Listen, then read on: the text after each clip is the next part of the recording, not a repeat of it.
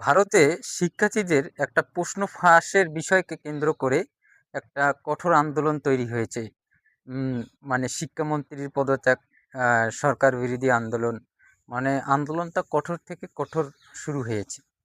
সেখান থেকে বাংলাদেশের যারা আছে সুশীল সমাজ, আমার মতো অনেকেই আছে, আমরা মনে করতেছি এখান থেকেই আহ, মোদী সরকারের একটা পতন হবে বা পতন হওয়া উচিত বা হওয়ার সম্ভাবনা আছে।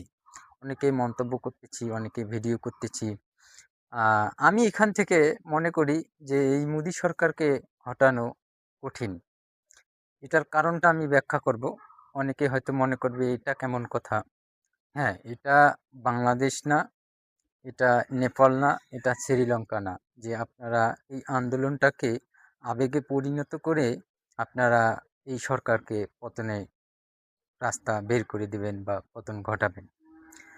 কেন আমি এই কথাটা কেন বলতেছি, আপনারা একটু মনোযোগ সহকারে শোনেন, তাহলেই বুঝতে পারবেন। ভারত কিন্তু একটা কঠোরপন্থী হিন্দুত্ববাদী উগ্রতাবাদী দেশ। এখানে যা কিছুই ঘটুক, যা কিছুই হোক, তাদের একটা ধর্মীয় যে একটা রীতিনীতি বা মানসিক একটা আছে, আবেগ আছে, সেটা কিন্তু একবারে কঠোরপন্থী। তারা দেশকে এমনভাবে করে, মানে তাদের ধর্মটার উপর আর তারা ভিত্তি করেই দেশটাকে পরিচালনা করে, এবং পরিচালনার একটা গঠনতন্ত্র আছে তাদের। সেটা সরকার হোক, জনগণ হোক, মানে তাদের অবকাঠামোটাই হলো কঠোরপন্থী একটা হিন্দুত্ববাদী একটা আহ, মানে মন মানসিকতার উপর চলে।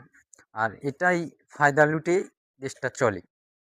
এখন আমি মনে করি তাদের যে আহ, উগ্রতাবাদী কঠোরপন্থী হিন্দুত্ববাদী যে একটা মনোভাব, এখানেই তাদের বাধাটা আসবে। কারণ আমরা এখান থেকে অনেকেই ভিডিও করতেছি যে আপনারা আন্দোলন চালিয়ে যান, আপনারা সব কিছু করেন, এখান থেকে আপনাদের হয়তো মোদী সরকার হটবে বা পালাবে। আমরা এখান থেকে বলতেছি, তাদের ওখান থেকে কয়টা ভিডিও পেয়েছেন আপনি? তাদের ওখান থেকে হয়তো গুটি কয়েক পেয়েছেন, হয়তো কোনো রাজনৈতিক দলের কোনো, যারা বুদ্ধিজ্ঞান আছে যাদের, মানে যারা মন মানসিকতায় আহ, মানে দেশের জন্য জনগণের জন্য স্বচ্ছ একটা হিসেব নিকাশ করে, তাদের কাছ থেকে। কিছু বিরোধী দল যারা সরকারে নাই, তারা হয়তো তাদের সাথে যোগ দিয়েছে।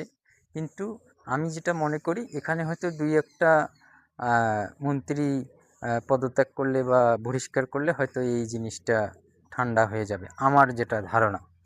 সেটার কারণ ধর্মে অন্ধবিশ্বাসী ভারতীয় জনতা, তাদের মনোভাব, চর্চা, সমাজ ব্যবস্থা, দেশাত্মবোধ, ঐক্যবদ্ধ যে একটা রীতিনীতি, সবকিছুই তাদের যে একটা ধর্মীয় আবেগ আছে, সেটার উপর নির্ভরশীল তারা।